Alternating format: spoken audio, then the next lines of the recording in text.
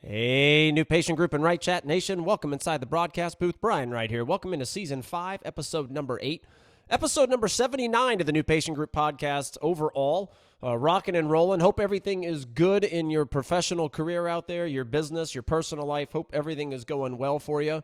Obviously, a down economy right now. It'll get better. It always does. You know, it ebbs and flows, but right now it sucks. Let's just call a spade a spade.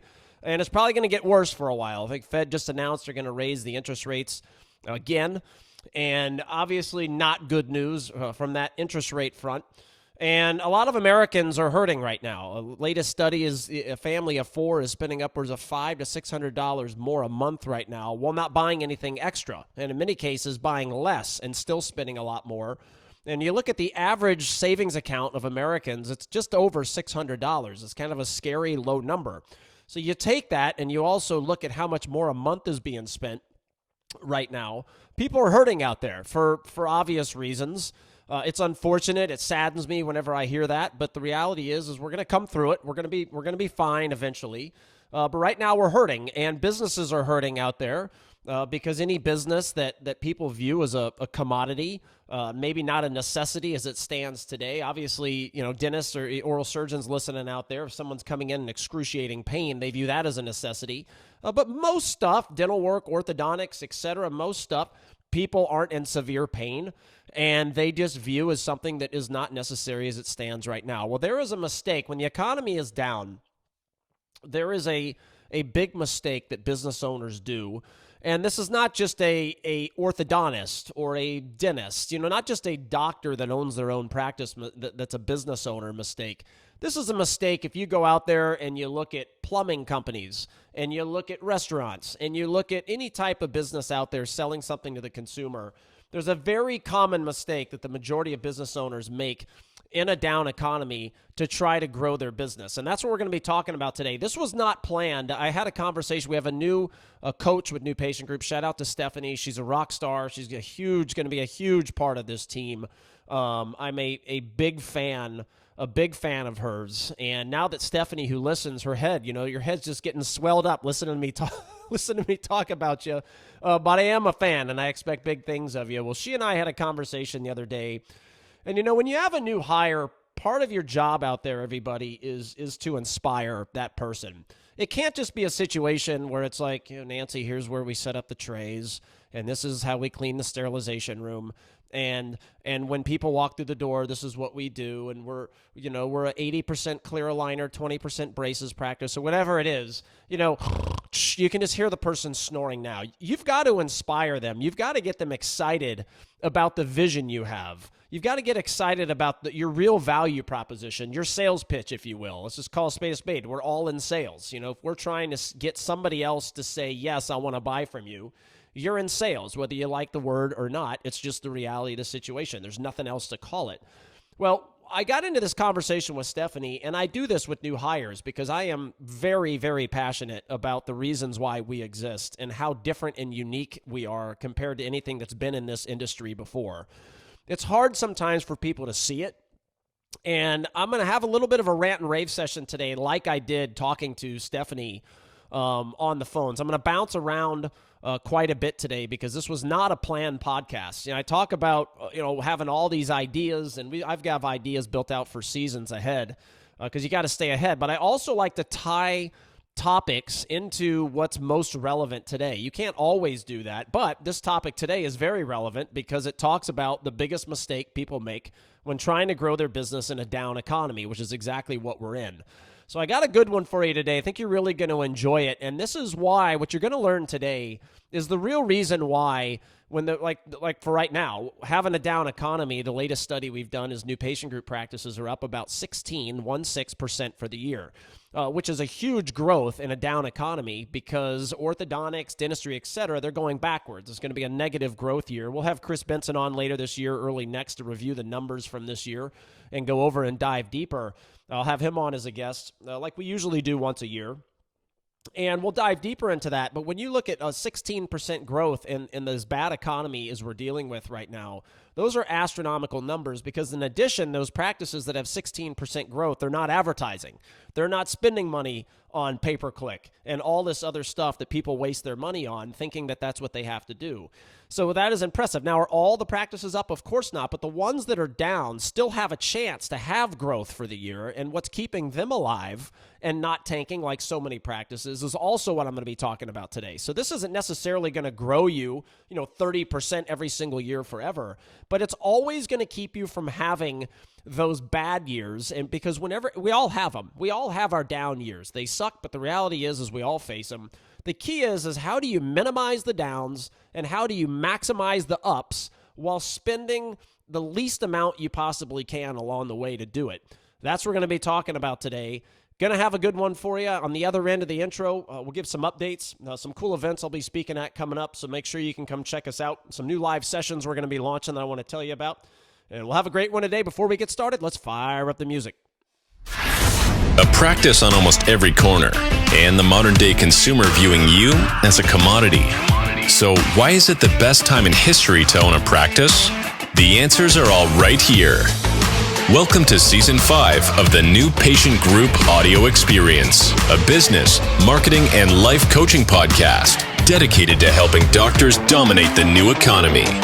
And now your host, he's the founder and CEO of New Patient Group, managing partner of Right Chat, and a trusted motivational speaker for the finest companies in the world, Brian Wright.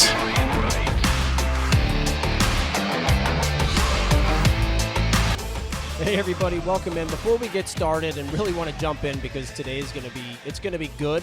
It's going to run probably a little bit longer than I normally would. But between the rant and rave session and tying that into the worst marketing mistake you can make in a down economy, today's going to be very well worth it. All right, I'm going to throw it all out there on making sure your mindset is shifted from many of the mistakes that people just make as business owners in all industries. And as we do, though, we're going to always tie that back into the healthcare industry from a business owner standpoint. A couple updates really quick. So I'm going to be speaking for dental monitoring at the Mother of Pearls event. That's one of Dr. Jamie Reynolds, who is a friend of mine and I highly respect. That's their event. So going to be speaking there for dental monitoring. I believe we're there October 6th, and we're going to be talking about debunking the biggest myths around digital solutions and orthodontics. So we're going to look forward to that. Lots of stuff. Like I leave here, and let's see, what date do I leave? I think I leave Wednesday of this week to go to meet with Align Corporate in Raleigh. Shout out Matt Miller. Looking forward to seeing all of you. Looking forward to just re-engaging, and just a big fan of your all's. Obviously, we've been partners for a long time, so looking forward to taking that to the next step. And so that'll be good. And we've got the Synergy event coming up that we're going to be speaking at. We've got NISO in Philadelphia that we're going to be speaking at.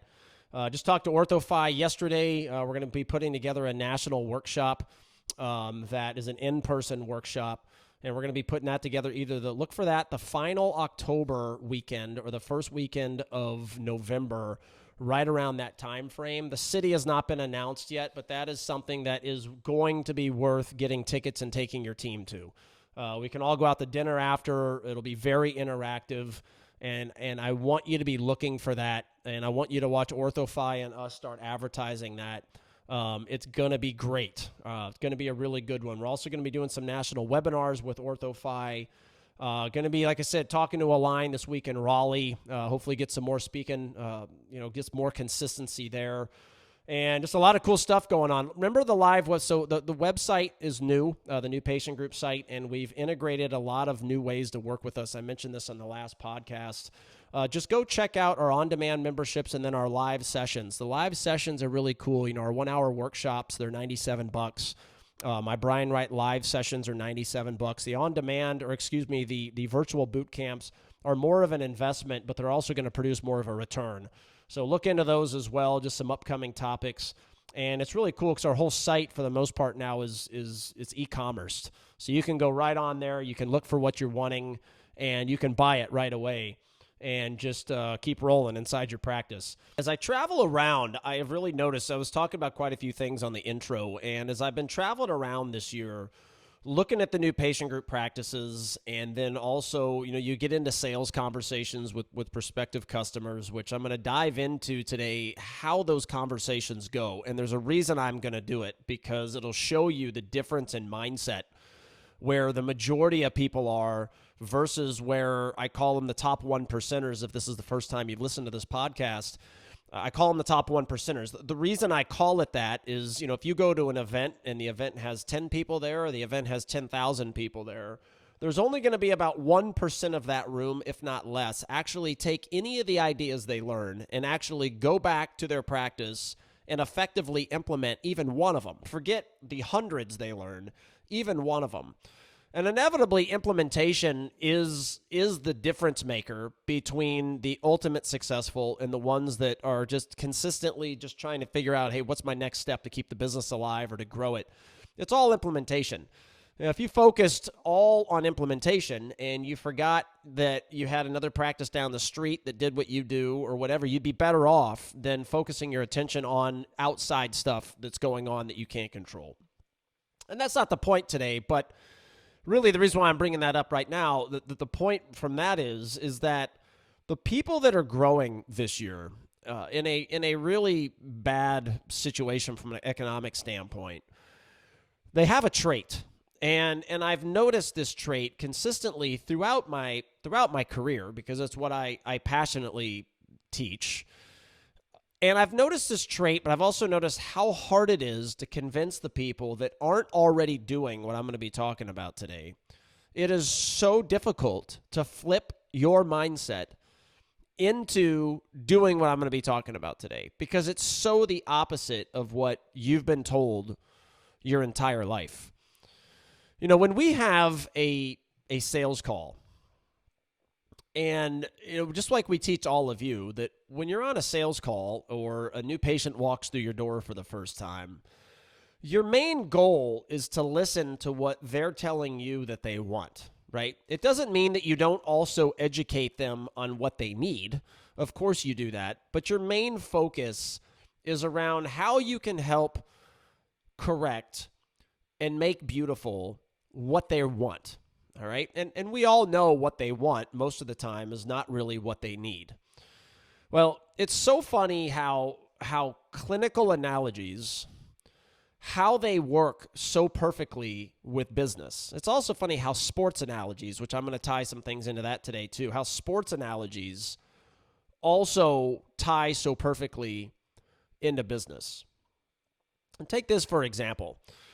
So you have a patient that, and all this, I'm going to get off on some stories here. And like I said in the front, there's going to be plenty of tangents today, because this is partly my frustration that's coming out today on why it is so hard to get people to think differently about what's going on inside their business. You take a sales call. Let's take it as a new patient coming through your doors, and you asking that patient, Mrs. Jones, and this is what TCs, this is what I'm about to say, new patient group clients, you know this, but if you're just a listener, or maybe you're an on-demand member, you haven't got to this particular course yet, what I'm about to say, we adamantly teach not to ask this question for a lot of reasons. One of them is because it makes you the same. And the question is Mrs. Jones, what brings you in today? What are your biggest concerns? That is a normal question that if you role played with 1,000 TCs, that's what they would all ask, right?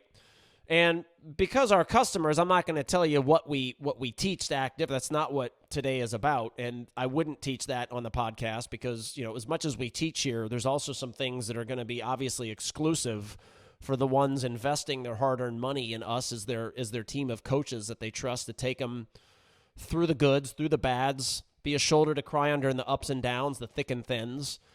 You got to save the stuff for that. But what do the new patients respond whenever you ask that question? They respond things like, well, this front tooth I'm not happy with. Or maybe it's the social six they're complaining about, right? They're not going to use that terminology, but that's what they're basically saying. There's other examples as well, but it's almost always aesthetics with a rare exception. Now, that's not what they need, but they're telling you that's what they want. Well, you take our world for a second, and when we dive into their business, we talk about on our sales call, we talk about our passions, our vision, why we exist, why we're unique. But the conversation transitions over to learning more about their business pains, their business sufferings, if you will. Because our job is to prescribe, again, using the clinical analogies, it's our job to prescribe which service of ours is going to most effectively solve their biggest headaches and their biggest pain points in the shortest amount of time. Here's how those conversations tend to go after we go through, and I'm going to actually talk about a couple of the things I talked about with Stephanie yesterday, just from a vision standpoint, what our sales pitch actually looks like, because it's important for you all to know just really the whole conversation I was having with her. I'm just going to kind of vent and go on today about it. When you have these conversations, what you hear most often from doctors are things like this. So after we ask them about their pain points, well, Brian, our no-shows are pretty high. We're just getting bad patients. They're no-showing us, and we just need to find the right patients. Or, Brian, our conversion just, it isn't what it used to be, and I see that it's going down. And I just, patients are just shoppers. They're just shopping more than ever before. They're just shoppers. We need more good patients. They're not good patients, so our conversion's down. I hear things like we need to focus more on our brand and having more likes online and better 5-star reviews, which better 5-star reviews is always a good thing, by the way. That can never be a bad thing. Always should be a focus. More you can get, the better, because you never know when you're going to get a 1-star. So the more you have, whenever you do get the 1 stars, it doesn't bring you down as much. And by the way, this is off the cuff, but I think that it actually validates your good ones. If you have 500 reviews and they're all 5 stars, I got to tell you, there's people out there going, something's fishy about that, right? Now, if you have 500 reviews and 498 of them are 5 stars, you've got 2 1 stars. Okay, now it validates the 498 are actually real. So there's a weird psychology that goes on there. And I have seen some businesses actually purposely, like if they're in the thousands with 5-star reviews, I have seen some purposely have a 1-star review written just to accomplish what I have said. And those are businesses outside of healthcare. This is a whole podcast and a teaching in itself, so I want to dive into that. But there's psychology around why an occasional 1-star is great, as long as you don't want 5 if you have 100 reviews, but for every 500 if you have 1, it's a good thing. But you notice whenever they talk about their problems and their headaches, you notice a very common trend with what all of them say. And this is the challenge. If you haven't listened to last month's podcast, it would be a good one. Really, it'd be a good one to listen to before this podcast. But definitely, if you don't do that, definitely after this podcast. Because it talks about some things that I think once you hear them, they're obvious that they're true. But people just aren't, again, they're not thinking that way on the topics I talk about on there. And another reason why I did the podcast today is because I think this is a good follow-up to that podcast. So you notice a trend whenever you hear the things that you hear on our sales calls. A trend of it's never them, right? It's always an outward blaming of why the numbers are down. Like, in my entire career, as you dive in, you do get people, they will admit their weaknesses. But if you went and did questionnaires inside a practice and you gave the questionnaires to the employees and you said, tell me what's wrong and what could be better about the practice, and you gave a questionnaire to the doctor and say, tell me what's wrong and what could be better about the practice, nobody in my entire career has ever gone, well, I could get better. Like, it's never them, ever. That one TC would ever goes, my sales abilities are just, they're lacking, or I feel like I'm not innovative enough in the TC room, and I just, Brian, I got to get better. Never do you hear that. Never do you hear from the doctor, I'm not leading my team. Like I'm not a good leader. Culturally, I need help. I need to reshape and rethink, what a real successful business looks like in this new economy. I just need help. You never hear that, ever. And you don't, because humans, for the most part, are outward thinkers. So whenever they have a patient not buy and tell the patient, sometimes patients will flat out tell you, look, I like you, but the other practice is cheaper, I'm going to go with them, right? Well, whenever a practice hears that, they immediately go, patient's fault, bad patient, price shopper.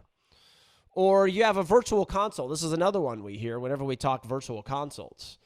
Those are just for price shoppers and they're Smile Direct patients, or, the Invisalign concierge, or, they no-show at a high rate. Bad patient, don't want them. That's the thought process. The thought process never crosses their mind, ever, not once, that maybe the reason the person is price shopping is because of them and their inability to place real value on why somebody should spend more. Or maybe they're no-showing you because of your process that is the exact same as the other two places they are looking at.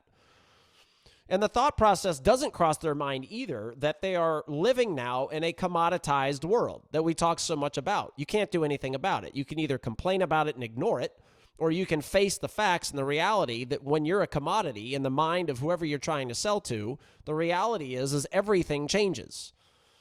Because what your quote-unquote service is under your roof, that's all secondary, because you're not selling that. You're selling experience. That's what you're selling. It's which experience is better, period, end of story. The orthodontics or the dentistry just comes with it. It's just an by-the-way thing. And getting that mindset to shift is so hard.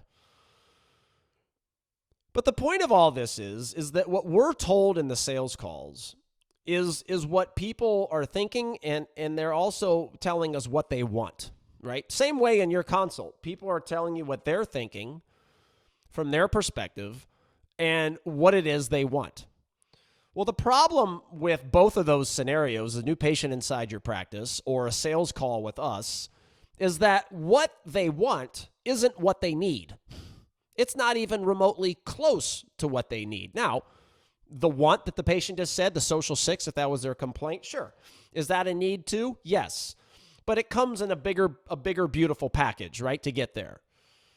We got to correct the bite, the functionality. It's way more than aesthetics. And it's the same way on the business side. Is that it's not that, more likes on social media or, getting a better quality patient, consumer to call your practice. It's not that those things are flat out wrong, but they're part of a bigger picture. A big overall umbrella, if you want, about a whole business perspective and what your practice looks like. The challenge, though, is how do you get people to actually think that way without completely losing your sale?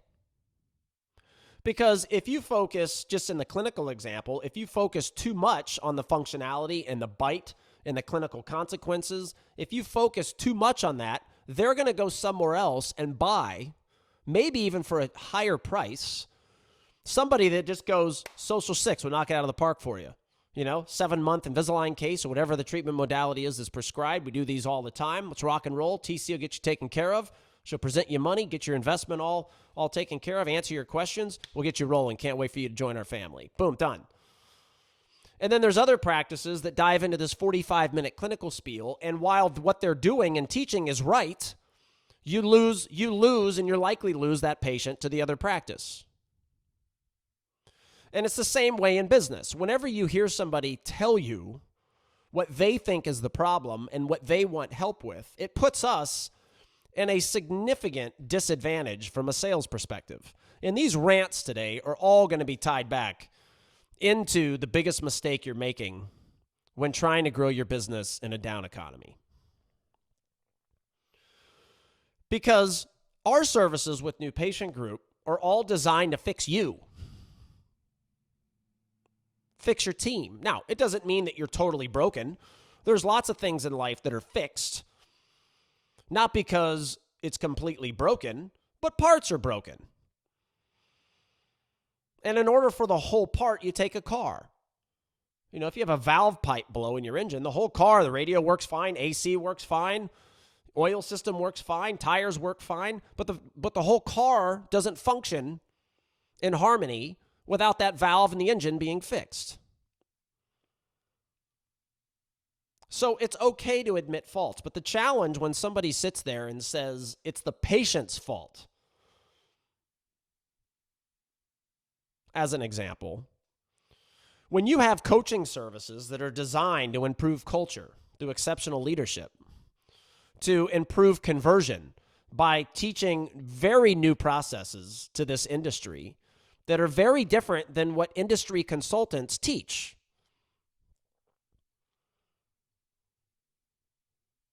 And the result is increased conversion. You guys all know the numbers. The numbers speak for themselves. But if you dive too heavily into those on a sales call, you risk losing the person on the call. And the reality of the situation is we do lose people quite frequently on the call because they don't identify what the real problems are.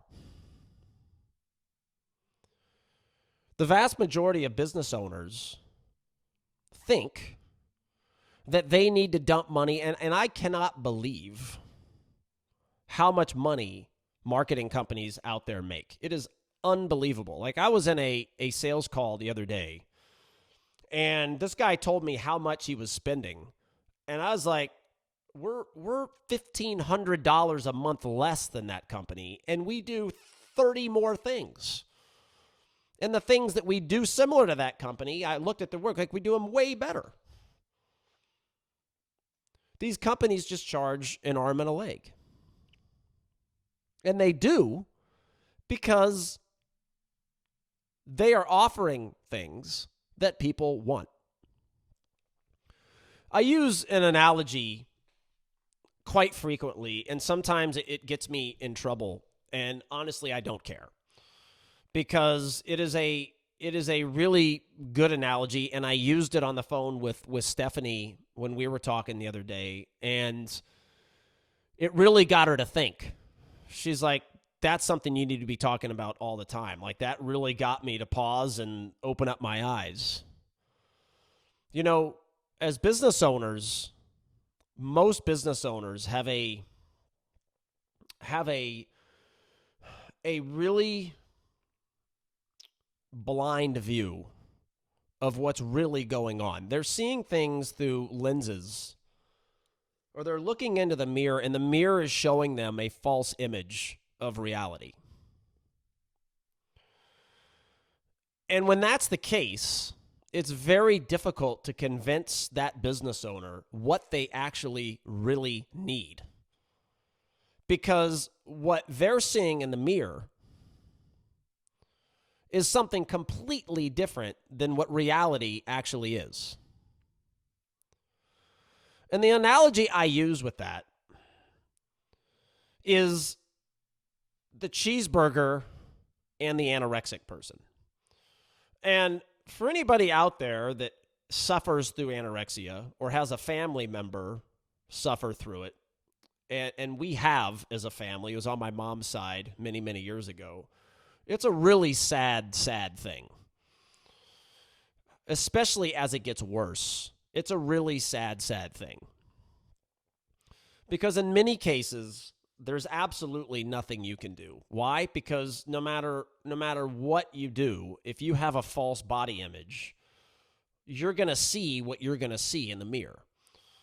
And it's a sad process to watch. Thankfully, our family member overcame it, but it got very, very close to death, just simply put. And no matter how much you try to help, no matter how much you try to motivate, no matter what you try to do in rehab, that mirror is still showing those people that they need to lose weight. So what they're searching for are things they do not need, but things they want. They're searching for diet pills, new exercise techniques, et cetera, et cetera. That's what their 100% focus is on. And it's sad because what they really need is food with a lot of fat, weight gainer shakes, hamburgers, et cetera, et cetera. That's what they need. But the reality is it's not what they want and it's not what they're looking for. And business owners, because you're looking into a mirror that's reflecting the wrong images, this is exactly what you do with your business. And you see it with weight loss all the time with these companies that promise big, gigantic things without you having to lift a finger. Some kind of 5-step process to get your butt into shape. When in reality, that is what people want. That is why these weight loss companies do so well for themselves, is they promise people all kinds of things without them having to work. And there are so many companies out there in all of your spaces where it's the same way. We're going to do this, this, and that for your practice. Just sit back and relax and enjoy the ride. You're not going to have to do anything.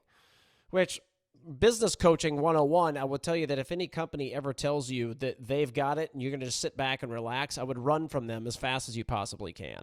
Because the reality is, when you live in a commoditized competitive industry, you have to get off your butt, be an entrepreneur, and put your business first. And you have to work hard.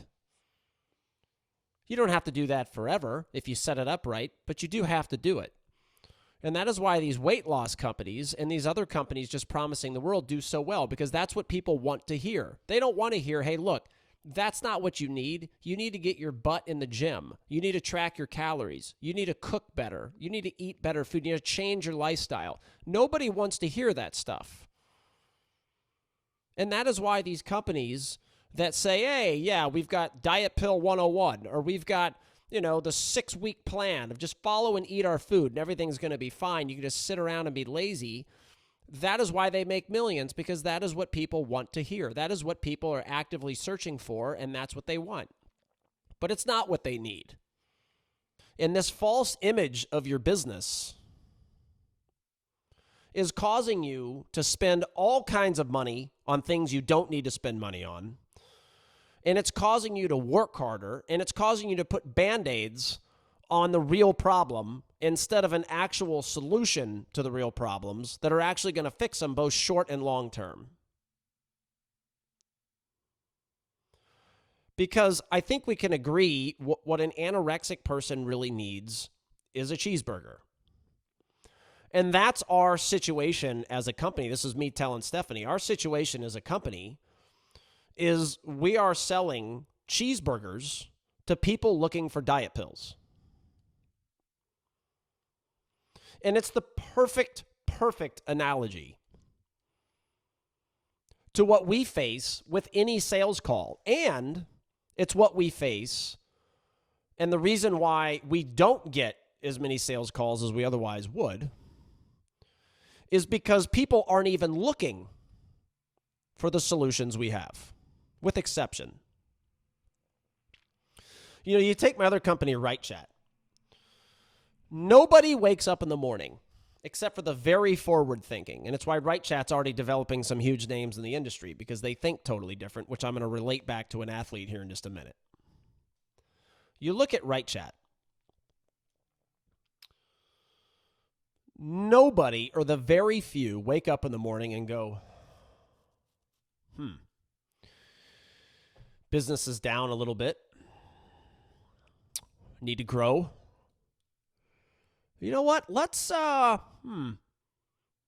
bet we missed 2, 3, 4 new patient calls last month that went somewhere else and bought. Let's go find a solution that's gonna answer that as if they're sitting at my front desk, remote into my software, speak like they're sitting on my team, schedule the person to where the patient never even knows. Everything works out seamless. Patient's happy. And I add 30, 40, 50 more new patients a month, or a year, that I would have had. People don't think that way. Or maybe your practice is doing well and you're like, I want to take it to another level. Yep. Let's go start answering new patient calls that we're currently missing. People don't think that way. And they don't think that way because there's no data sheet that says there's your problem. right? That data is the invisible data. And the invisible data is what hurts a business more than anything you will ever find on paper. But the challenge with that is nobody's waking up in the morning looking for it. You take, and there's going to be a podcast exclusive what I'm about to talk about right now, but you take conversion. People do search for TC training. They do search for phone training, but people do not search for phone training for the reason phones exist in a competitive, commoditized environment. There is psychology proven, there's books about this, that the phone call and how the receptionist handles it has just as much, if not more of an impact than the TC exam and financial presentation when they're inside your office. Now, that is a foreign concept to hear for most of you out there, but the reality of the situation is it's called the Power of Pre-Suasion. There's a famous book about it, not Persuasion. So Robert Cialdini wrote them both. His bestseller is Persuasion. The one that's even better, though, is the Power of Pre-Suasion. And it's how you psychologically prepare people for the sale and how you psychologically prepare them to already know they're going to buy from you prior to them ever walking through your door. So when people look for conversion help, they don't look for phone training. When they look for phone training, it's scripting and things like that, which absolutely does not work in this new economy. You want to try going on a first date with a script and see if you get in a second one. Not going to happen. You go on a first date and you're your personality, and you build the know, like, trust factor. And when you do that, you're likely to get a second date. That's what a first call is. That's a first date. A no-show in your practice, what that is somebody that just told you, Nancy, I had a great time tonight. I can't wait to do this again. I'll call you soon. Meanwhile, in their head, they're like, no chance am I calling you. And they leave and you never call the girl and boom, done. That's what a no-show is. Told you had a great time with you. Can't wait to see you. Boom, 2 o'clock Tuesday comes. Barry's supposed to show up to his 2 o'clock appointment. Never does. Well, you just got stiffed on a second date. That's exactly what that is. So phone training is a sales pitch that is psychologically supposed to set the person up ready to buy from you. But that's not what people look for.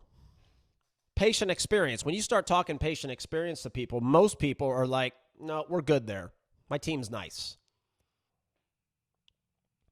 So it's extremely hard to convince anybody that thinks that patient experience means people being nice.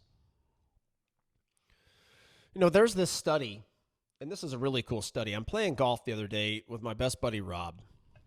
And Rob's practice is here in Houston, just opened up a second location in the Woodlands. And we're out playing, and the cart girl comes up. She's like, do you want anything to drink? Rob and I are like, no, thanks. Have a good day. And before we tee off on that hole, Rob turns to me, and he goes, here's a cool study for you. And this has just come out. I love golf, but Rob's at a whole nother level, from how good he is at playing it to how much he loves it. And he's like, they just did a big study on cart girls at some of the most prestigious country clubs in the United States. And they were asking, just different questions, and they found the ones that made the most money in tips versus the ones that didn't do that well. And they started diving into, okay, why does one do better than the next, and blah blah blah. Well, they found that the ones that do the best in tips, their presentation skills were different. So when they came up to people, all they did was say, hey guys, how you doing? Oh, we're doing good. Okay. What are you going to be having today? I've sold a ton of beer. I've got some liquor in there for you. It's awesome. That's going like crazy. Which one are you going to have? That's how they presented it. And their sales and their tips went through the roof. And you think about that and you go, really? That did it? And the reality is yeah, because packed in that is psychology. And packed in that is presentation and verbiage skills that the other cart girls didn't have. They weren't using.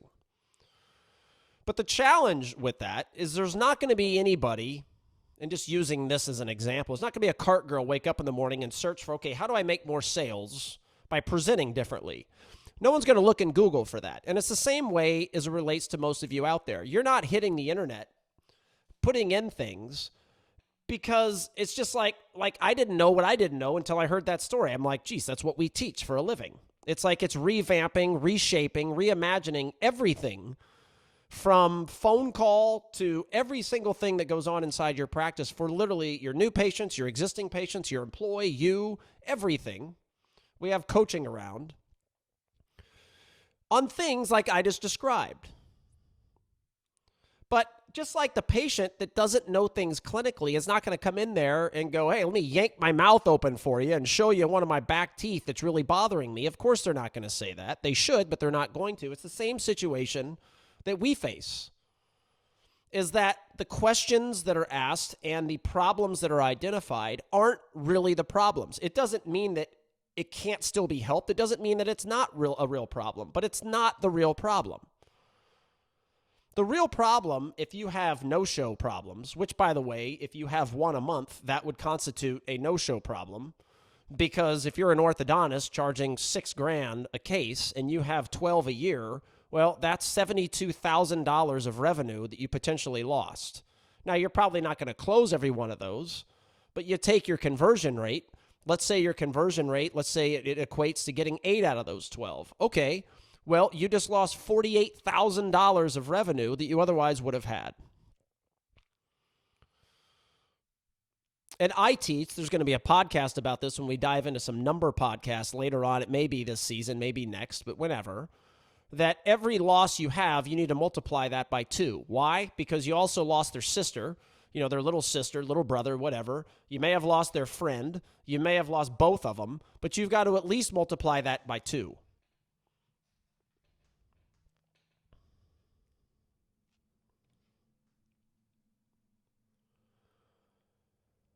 But because you're blaming the patient for the no-show, you don't view you as the problem. Your systems, your processes, what you do differently and unique compared to the other 2 places they also scheduled at from the time you hang up to the time they show up. Those thoughts never even cross your mind. So you're not searching for it. And if you do come across a company and we're in a sales pitch with you, you don't view it as value, because you don't view it as you. Same thing with if somebody comes in there and they say, you know what, gosh, can you get that Invisalign price down to $5,500 and I'll buy, and you're at $7,000, and they leave and you're like, another bad patient. So you go out and search for, marketing companies that can get you better patients. Meanwhile, the reason that person didn't buy with you for $7,000 is because the experience and the sales process from A to Z didn't put enough value in the mind of the price shopper, in your mind, to get them to pay higher dollar. And the reality is, and if you take this, and this is the only thing you ever learn from this podcast, is that when you're a commodity, everything changes. Everything changes. You are in sales. Period. End of story. And if you want your employees to implement things, your culture's got to be great. If you want your employees to implement things, they have to be trained by experts in those things.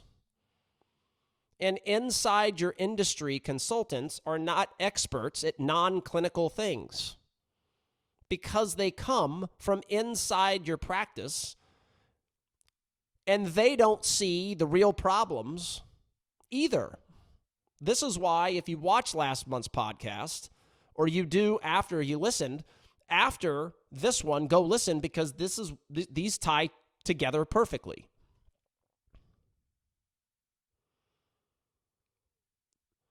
I'm on the phone with Stephanie, like I said, and she says, what's your pitch? Why'd you create this company? She's just picking my brain. And I said, well, years ago, I started this company because there's 3 things that business owners struggle with, most of which don't know they're struggling with it because they may not view it as a problem, but they also don't understand how much higher of a level it can go if they stick with it. And if you look at the playbook of the most famous companies, the Ritz-Carlton didn't wake up one morning and go, you know what? I want to create a hotel that's famous. That's not how they think. It's not how people think. Would it be nice to become famous? Sure, but that's not, hey, I'm going to create something famous. Not what they think. They go in and create something that's unique to their industry by doing three things better than everybody else. The culture they create inside their doors, the employee experience they create, and how they train their people uniquely compared to their competition, and how they do their organic online marketing. Period. They do those three things at a superior level, all of them, to everybody else in their industry. It's literally that simple. Now, nowhere in that recipe was there advertising, pay-per-click, nowhere. Postcards, flyers, billboards, TVs, radio ads, nowhere. It's not a part of their recipe. In fact, 80 to 90% of their marketing budget is invested inside their doors. And I was telling Stephanie that, look, there's a very specific playbook that almost every famous company on this planet uses, and it's what I just told you. The problem with that playbook, and the reason why 99% of companies in any industry just can't wrap their head around it, is that playbook requires you to look in the mirror and say, it's my fault. My employees aren't implementing things. Well, that's likely my fault. You know, our conversion's down. Well, that's because your team isn't trained on sales when people are shopping. That's because your experience is lacking. That's not an insult. It's just a reality. Every business needs experience training on an ongoing basis. Every single one. It's not a criticism. It's how can we be better now than we were a week ago? That's the mindset. Because you can close a price shopper at high dollar, but you can't do it the way you're doing it today. Why? Because you're a commodity. That's why. So I'm having this conversation about the pillars, and I told her that when I originally created this company, you had to get that whole thing with us. We had to have full control of the time patients shopped, to the time they called, to the time they hung up, to the time they showed up, to every single touch point, digital workflow, exam process, et cetera, et cetera, et cetera. When I created this company and it was just me, that was the program. One payment a month, all the marketing you need inside and outside your doors, one company, not a consultant, division of your business that's going to be with you forever. And on the surface, it's a really great thing.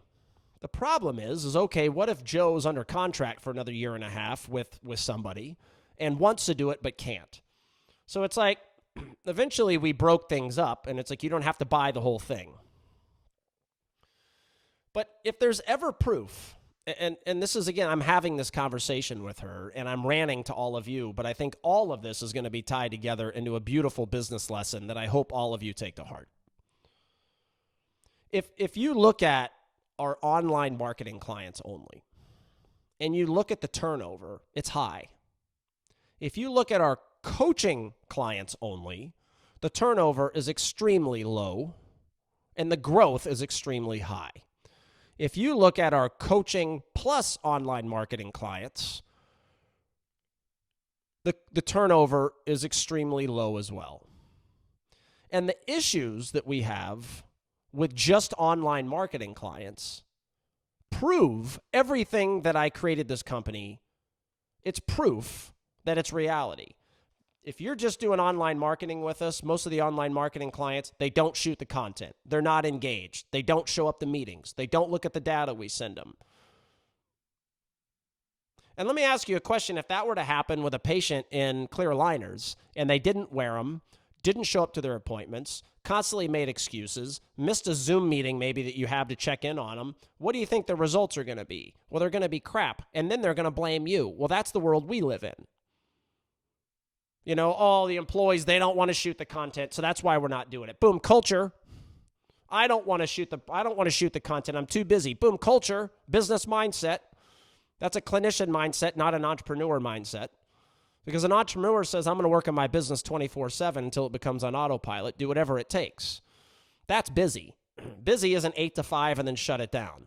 Busy's 24/7, 7 days a week for however many years it takes to get everything on autopilot to where then you don't have to work. That's busy.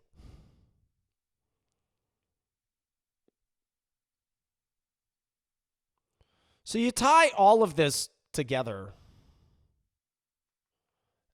and it creates a really difficult situation because you live in a world that offers people what they need, but it's not what they want. You know, this is an industry that is very much, if you go to big events, it's very much an industry with people that get on stage and teach you how to pour more water in your glass. More patience, more this, more that. We're a company that tells you you need less and you're going to grow twice as much. It's just the reality. You know, it's funny when we start implementing our new patient experience, and when I call it that, it devalues what it really is. I mean, we're talking some ridiculous high-level hospitality, customer service, verbiage presentation skills from A to Z. But just like the cart girl example that I was talking about, nobody would even think of that. So therefore, it's never something you're going to search for help. So when people hear a new patient experience, they stop at, yeah, my people are nice. Yeah, we're good. Because they don't know what they don't know. And that's okay. It doesn't make one person smarter than the other. But the reality of the situation is because they don't know what they don't know, they're not searching for what they really need. The answer is just, let's get more new patients. And it's this constant outward focus that is having them constantly cycle through over and over again the same pains anytime the economy's down, and having you not grow as much as you otherwise would whenever the economy's up. Even in your good years, you should be another 10, 15+% up while spending less. If you do what eventually I'm going to tie this into.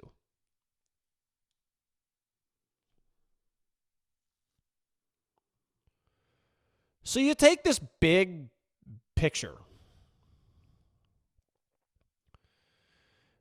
and you say to yourself, and this is me again talking to Steffi, you say to yourself, we've got to adjust in order to meet the demands of what people want. Because the reality of the situation is no matter what you know, if you don't have things people want, you're done. This is the same analogy for all of you. If you can't be okay with saying we're going to straighten out the, doesn't mean you don't educate them on the big case, but if you're not okay with just we'll straighten out the social six, make you beautiful for that wedding, get you all taken care of, if you're not okay with that, you are going to struggle in this economy. You are going to lose starts to other practices that leave the back teeth jacked up, but the front teeth looking absolutely gorgeous, just like the patient wanted. That's the reality, and it's the reality we live in.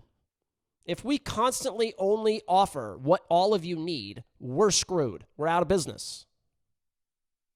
Because we have to have things that you want. And that is why on the front end, you know, I talked about those updates on our 1-hour workshops for $97. You can go right to our website. You can go right to live, the main menu live. Scroll down through our 1-hour workshops for $97. Our virtual boot camps for $2,297 that you get all kinds. You get an on-demand course to keep for life, some codes. You get a lot of really cool stuff with it. Our Brian Wright live sessions for $97. We've got a lot of cool things to offer that you can just take a little bite working with us. Test out the content, little tidbits at a time to help you change that mindset, grow your practice, that lead you to become a private client. Or on-demand memberships that really allow you to test out our content for a nice low monthly investment. We offer these things because it's more what people want out there, and it helps. It's not that it doesn't help. It does help. It doesn't fix the overall arching problem, which is the entire business, but it absolutely helps you target areas of concern and helps you improve them. And I was talking to Stephanie, I said one of the things that we changed was the messaging around originally why I started this company, those 3 pillars. Those pillars now are business owner experience, employee experience, customer experience. Those are the three pillars. Because when you looked at our pillar one, leadership and culture, we do so much more. I mean, we do life coaching. Here's the reality with the life coaching. You know, if your personal life is a mess, you're going to suck at work. It's just the reality of the situation. So doctors out there, if you're wondering why Nancy just is lazy and not doing a good job from her clinical skill set, you know, or she's your receptionist, well, you also have to take into account what does her personal life look like? Because if her personal life is a disaster, of course she's not going to be good at work. And that's part of being a leader. Dive into that kind of stuff. Help them through that stuff. But it goes for the business owner too. If your owner experience sucks, you're not going to perform well. So these three pillars are all designed about creating your dream life by customizing, personalizing, creating your dream business. It's creating your dream team by teaching them skill sets that your competition, when those patients go and face, I say competition in air quotes because it's not really your competition, but when they go out there and they find two other opinions, there's no way those team members are going to present the way we're teaching. Not a chance. And then from a customer experience standpoint, it all relates back to the customer and having a patient experience that is so ridiculously high level for any business, forget that you're in healthcare, that people almost cannot say no to you because they feel so obligated by the end to hand you their money if the team is carrying it out at a high enough level.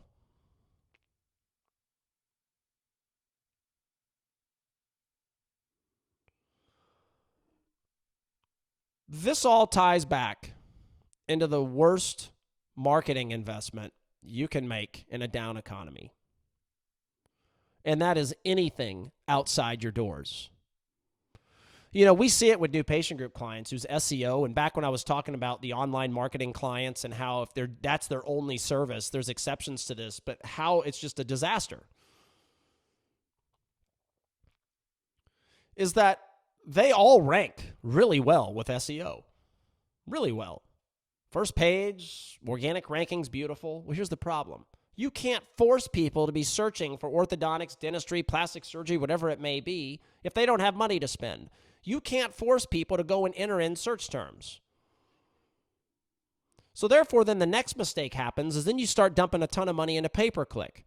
And then they start calling, and your receptionist isn't trained to convert it at a high enough level because they ask pay-per-click is going to drive objection behavior. It's going to drive, what do you charge for?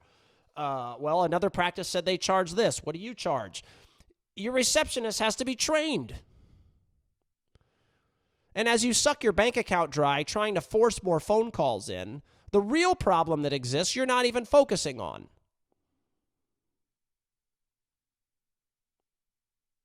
And as you get more and more frustrated, you dump more and more money and you can't figure out what's going on. You can't control if the economy sucks. What you can control is going, okay, we're averaging 4 new patient no-shows a month. What do we do to cut that in half? When we cut that in half, that's going to give us 24 more new patients for the year without spending money. So we're going to have 24 additional new patients for the year. Okay. Then let's focus on improving our conversion 5%. All right. So if you have a 5% conversion on 100, for every 100 new patients you have, you're going to have 5 more starts. Okay. So now you add the 5 more starts to the additional 24 new patients you had come through the door that otherwise wouldn't, and start doing the math. This is all with what you already have, okay? Then you say, all right, the people that didn't buy from us, what is our follow-up process? How can we get more people to come back that otherwise wouldn't? Let's focus on improving that to a month, okay? Well, now you have 24 more new patients a year to try to close because the no-shows are less. Now you've got a 5% growth in conversion, and hopefully it would be more than that, but be conservative. Just if you use small numbers in your all's world, you make a ton of money. You increase conversion 5%. You get 2 more people back a month that otherwise wouldn't have come back because of pending treatment. You look at your OBS program and you say, okay, let's try to get 2 more people to come back every month that otherwise, would have just not come back. We wouldn't have heard from them again. Let's try to convert more patients that called our office where Betty, the receptionist, blew it because she didn't know what to say. Let's make sure all of our new patient calls are being answered, because all of you, they're not. I created an entire company right chat around the simple fact that you are missing 1, 2, 3, 4, 5 new patients a month if you're a small practice because of your phones not being answered. If you don't answer on Fridays, you don't answer at lunch, you don't answer early in the morning, you don't answer in the evening, that's 30% of your new patients down the drain because nobody's answering the phones. And they're not leaving a voicemail. And if an answering service picks up, they're going to hang up. That is what happens in a commodity. They're going to go right to the next Google person. And it's why Right Chat exists. It's an insurance policy to just send you new patients that otherwise would have bought somewhere else that you never even would have known about. And if you just do, and there's plenty more, but if you just do those 4, 5, 6 things I just said, in a down economy, you are going to grow. And you may even have your best year ever. I mean, heck, like Matt Josie, shout out to you. He and I just had an online meeting together. He was one, him, and shout out Jeffrey Hines. They were just at my house for our mastermind get-together. We did some cooking, went to an Astros game. Good time with all of you. And you've got 2 guys having great years. You know, Matt Josie, I think he's up 25%. He's not advertising. This is the funny thing, is that the practices that are being crushed this year in the down economy, they're spending buku of dollars in advertising. When all the problems and all the growth is staring you at the face, if you just will say, I can do this better. If somebody no-shows, that's our fault. If somebody says, the other practice said it was 6,000, why are you choosing 7? That's because from the time they called to the time they showed up, we were unable to place value on why we're more expensive. We need to be better at sales, better at presentation, verbiage skills, etc. We need to ask questions in a different way. We need to learn how to present better. If you just open up your mind to this entire world that exists out there, you will have forever growth. And in the years, for whatever reason, you don't grow, well, guess what? You still won't be dumping money into advertising, and you'll still not have a bad year. You'll be down 5 or 10%. So this is a fail-proof model that even in the crappy years minimizes the down.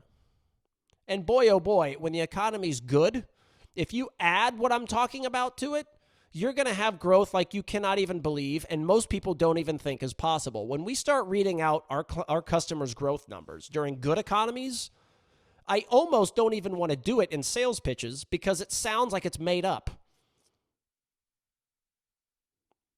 You know, proof of this is we have a lot of big names. You know, Jet Pascal, Boyd Whitlock, Mark Olson. There's others, Regina Blevins. There's plenty of more. Just use a few quick examples. And you look at their practice when you go in, and they're successful. Like on paper, they don't need us. But the reality of the situation is they know there's a whole nother world floating out there. And that's why they are searching for solutions like I'm talking about today. You know, in sports, when I was talking earlier, you know, it's really, really amazing how many sports analogies work with business. You know, if you take Michael Jordan, who's probably the best basketball player of all time, or you take any superstar athlete, and there's exceptions, but the vast majority of them that are multiple-time champions, if you look at their mindset and you look at their work ethic and you look at their dedication to be getting better every year and you look at how coachable they are, which I think is as important, if not more, to make the point around, is that these superstar athletes are the most coachable, almost always, of anybody on the team. Michael Jordan has tons of comments around him saying how much he pushed Phil Jackson, who was his coach the majority of his career, and Doug Collins, who was his coach before that, how much he challenged those coaches to challenge him.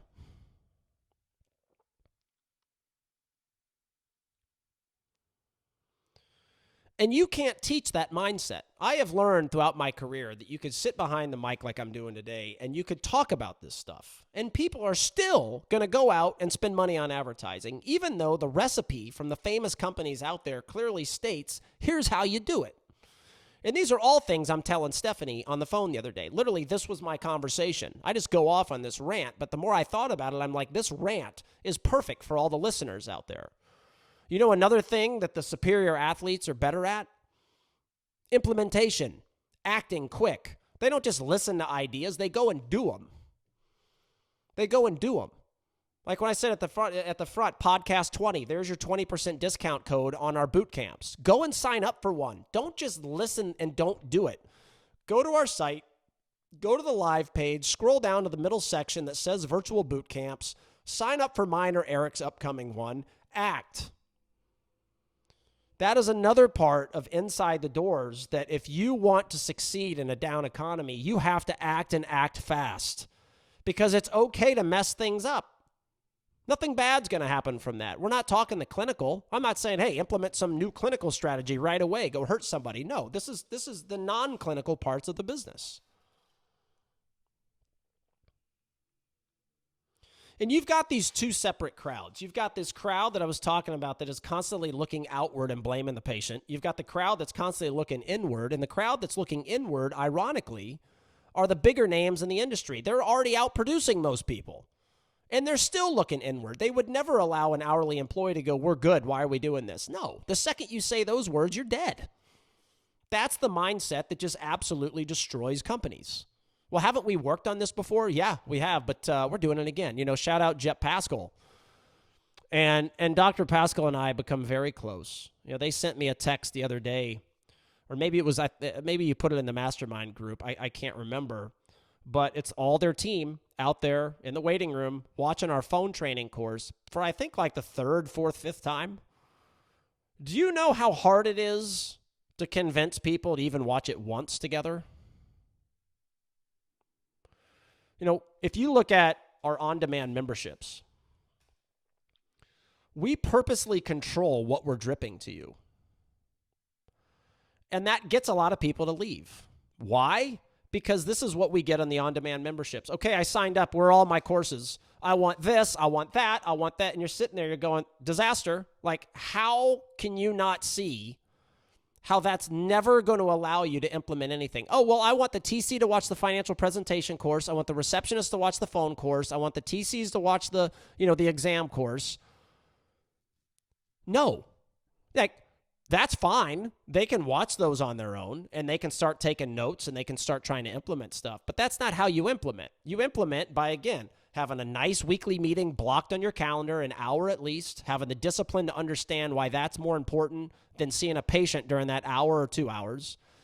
You sit in the waiting room, you watch it together, slowly but surely. You take notes, you practice, you role play, you set the vision of Nancy and Betty, my receptionists, or Judy, my TC. I expect you to implement this at a high level. Next week when we meet again, we're going to role play and practice this over and over and over again. And I want to see you do it just as good as the video we just watched. That's how you do it.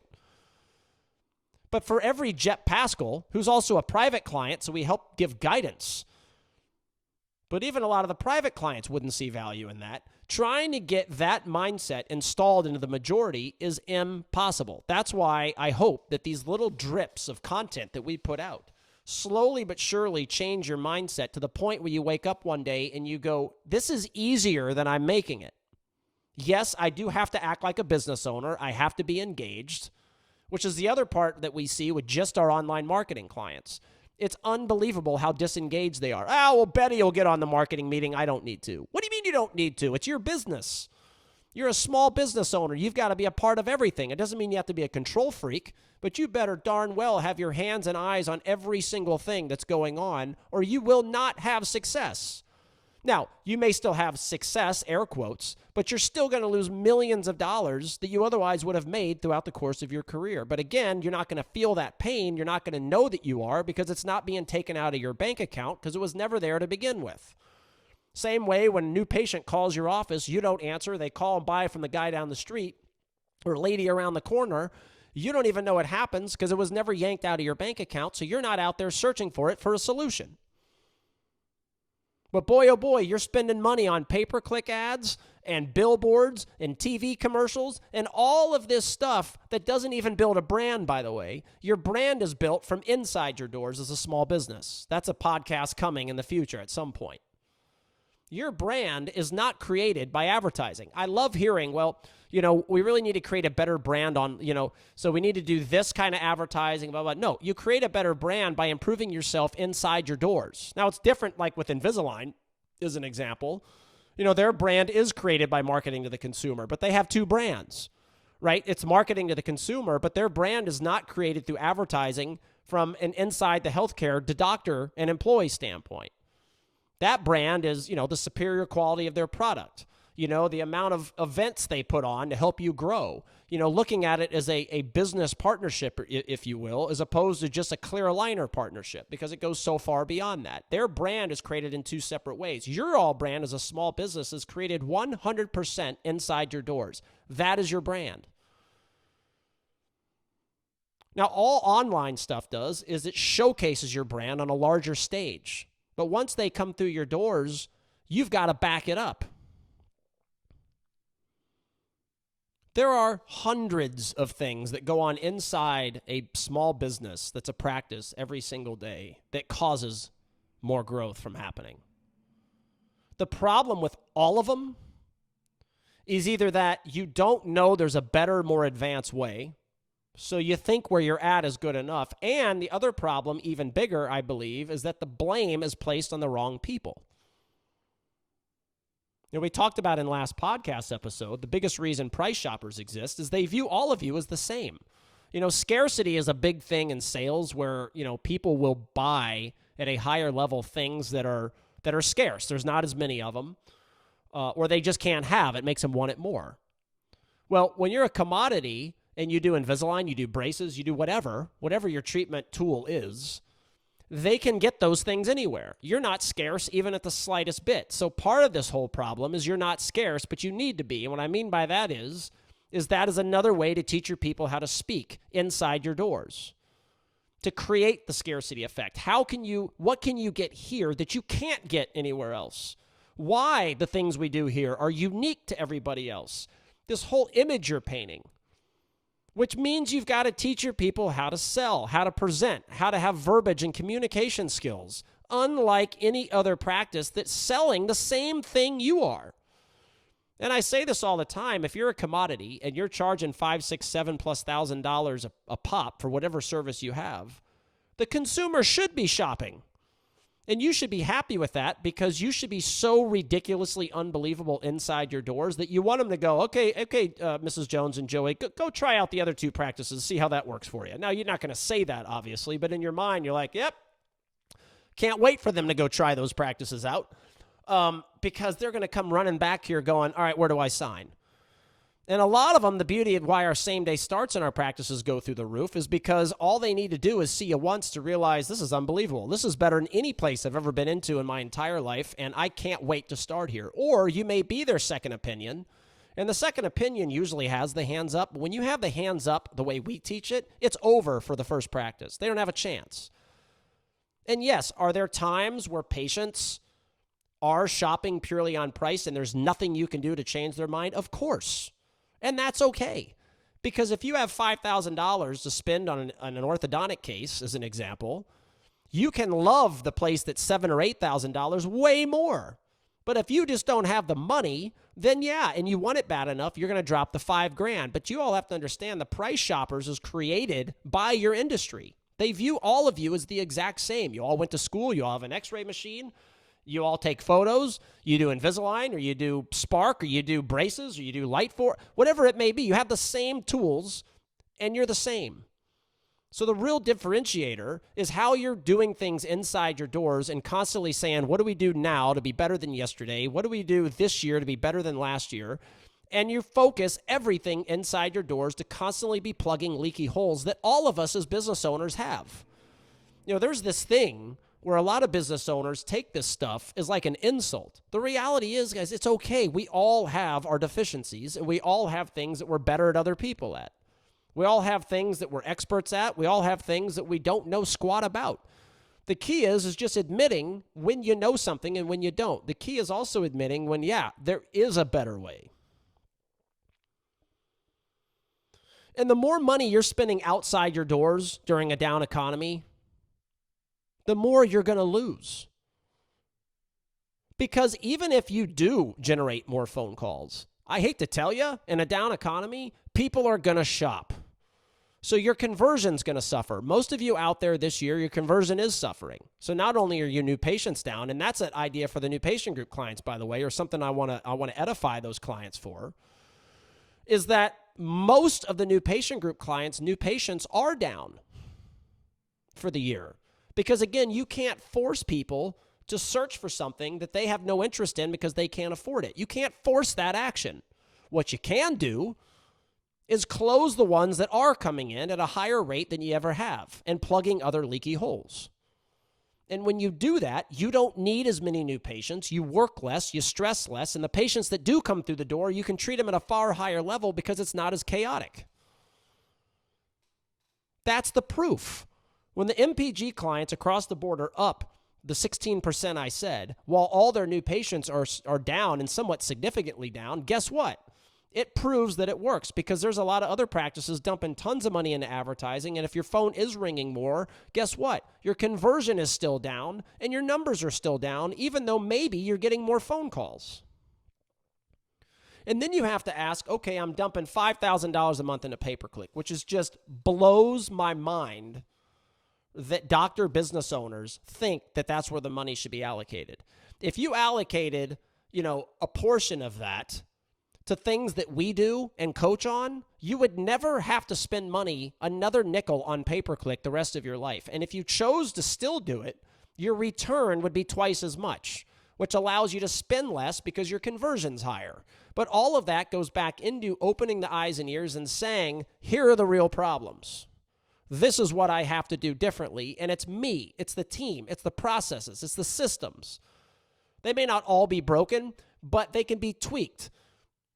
They can be lubricated more. Maybe it needs some more oil. You get the point. Stop spending money on advertising outside your doors and focus on creating a better customer experience, a better employee experience, and a better experience for you as a business owner. It all in turn creates higher conversion, lower advertising costs, a less chaotic environment, happier around the board. And who the hell wouldn't want to grow 10, 15, 20, 30+% a year while seeing less? Why would any of you out there go, you know what? I want to grow. I want to work twice as hard. No. And that's why this whole pouring water into your glass constantly, more water, more new patients. These are the companies out there that just make an asinine amount of money off of all of you. It's crazy when you don't need it. But that goes back to all of these companies out there selling what you want. We have what you need. We're the offensive and defensive linemen of your team. Right? For those football fans out there, I don't care how good of wide receivers you have, don't care how good your quarterback is, don't care if you have the best coach, doesn't matter. If your offensive and defensive line are not good, you are not going to be good as a team. Or you may still be pretty decent as a team, but you're never going to maximize your success, and your quarterback's going to be hurt all year. It's the same thing here. Looking at us as the offensive and defensive linemen of your organization.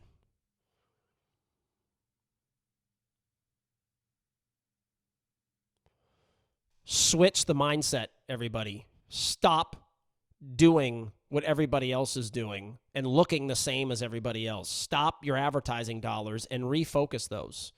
Bring it internally inside your doors. The recipe is simple. The famous companies all do it that way. You've got to switch and shift your mindset.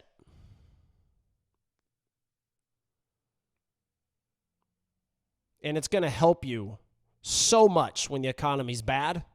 And it's also going to help you so much when the economy is good. Accept coaching. Accept that there's a better way. And I'm going to end on this, and it's a quick story, and I'm not going to tell the person's name, obviously, but it's one of our Right Chat customers. And Right Chat has gone unbelievably well since we tweaked the business model, and it is what it is now. We have this customer that uses us, and we're his primary. So we answer his new patient calls. And he called us the other day trying to breach his contract because he was mad. This is the perfect way to finish today, I think, and the perfect kind of summarization of what most people's mindset out there is, and it is beyond aggravating. Because all of you are some of the smartest people in the world, yet how you could think the way I'm about to describe is beyond comprehension. Beyond comprehension. He calls us blaming us. So his new patients have gone up, and they go up. Look, anytime Right Chat is the backup for a practice, so we're answering ones that they missed and scheduling them for them, everybody's new patients go up. Why? Well, when you get 2, 3, 4, 5 more a month that you otherwise would have had, it's obvious. You just add that to whatever you do have, and there you go. But when we're their primary, the numbers really go up. Why? Because we're answering the calls they would have received. And those calls, we're setting them up for success because people are psychologically prepared to buy by the time they come through the door. We also are answering calls they would have missed because we're also their backup when we're their primary because we have more phone coverage, more time, more people that we're answering the phones for. And then we also, when we talk to the people they would have, we're able to overcome objections and get people to book and show up that otherwise would have said, let me think about it, and hung up, and the doctor never even know Betty, the receptionist, blew that opportunity. So you add those 3 scenarios when we're the primary, people are getting a significant amount of more of new patients a month than they otherwise would have had. All a positive because they're being sold on the value. Now, this guy complains to us the other day, and has done it multiple times, honestly, about it being our fault that patients are coming through the door and they're bad patients, price shoppers, not buying. This is exactly what I'm talking about to summarize all of today. Never crosses his mind that it's them, their processes, their training, their culture, sales, hospital, all the things that we talk so much about on here. Never crosses his mind once that it's them. So therefore, he's not searching for any kind of solution once the person comes through the door. And it shows that this whole journey is so important. The receptionist could be absolutely amazing. Best call anybody could ever have. That's going to increase your chances people show up, so it's going to reduce your no-shows, which is another piece across the board with our Right Chat clients that they see less of. Why?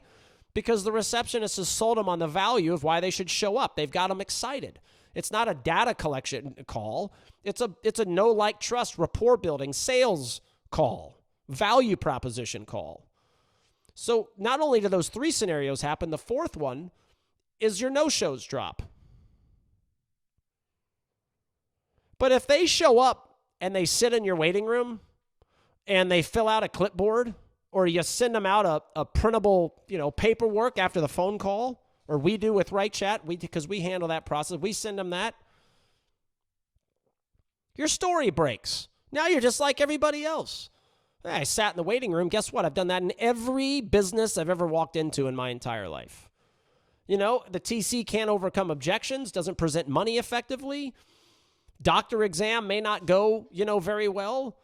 TC exam, whatever it may be, your story breaks because the touch points don't flow together. And then you've got a guy that's like, oh, somehow it's Right Chat's fault. This is the mindset you all must break. You must stop blaming the patient and outside companies, outside reasons for your failures. I see it, speaking for OrthoFi, the people that go, they stink. It has nothing to do with OrthoFi. It's the practice didn't use their tools right, didn't make the meetings, didn't learn more, didn't know how to sell using these tools. So the only thing they know how to do is go, it's OrthoFi's fault. No, it's your fault. And it's so hard to hear. DM, dental monitoring company I speak for, big believer in, same way. There's people that get it and then they complain about it. Well, they complain about it because they're not using it right. And it never crosses their mind to learn more to get better at it. They just blame dental monitoring. Same way with our online marketing clients. That's why as a company, we no longer do online marketing unless you're a private client coach. Won't do it. Why? Because I refuse to let our brand be destroyed by people out there bad-mouthing us when in reality, they're the problem. Not going to do it. I've worked my butt off for 10 years of this company to create a reputation that's impeccable in an industry that's very hard to have that reputation because of the reasons I'm talking about.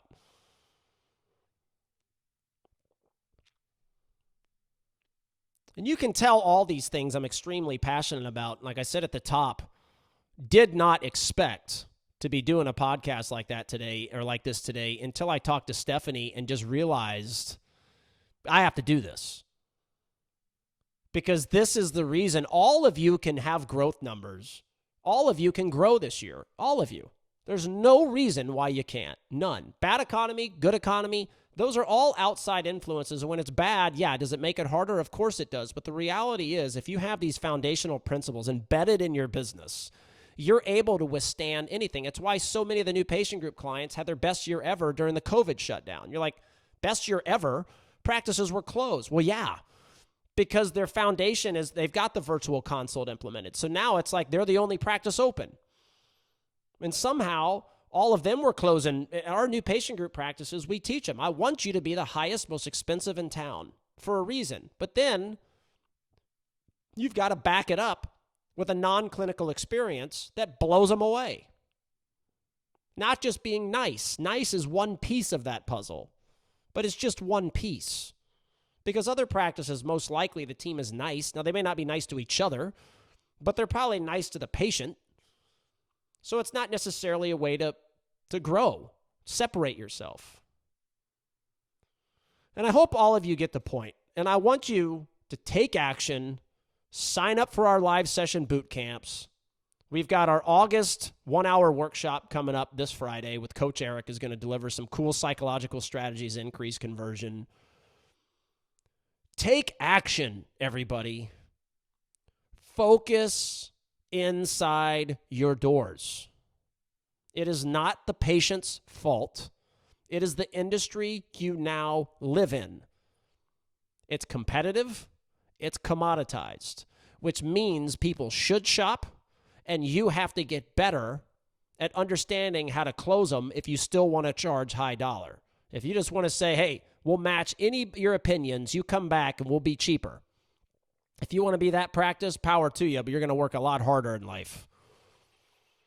If you want to be a prestige practice that charges high dollar, this is how you do it. Advertising will never allow you to do it. And during a down economy, all you're going to do is just blow your money trying to get your phones to ring more. Switch it. Go inside your doors. Hope everybody loved today. I'm glad we had this today because it's frustration I have, but it's also big time passion because I know how much we help and how much this message needs to be adopted on a wider scale in the healthcare industry from how you run your business standpoint. You have holes everywhere, and it's not a shot at anybody. It's the reality of what we face as small business owners in a chaotic environment that's always chaotic.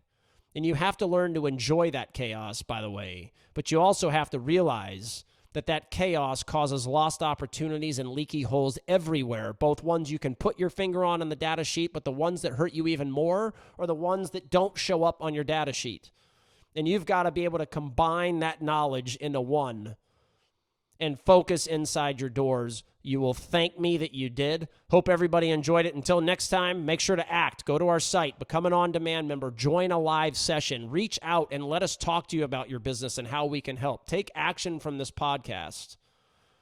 Enjoy the rest of your week, everybody. Have a kick-butt August. We'll be back with a new episode of the New Patient Group Right Chat podcast at the beginning of September. See you, everybody.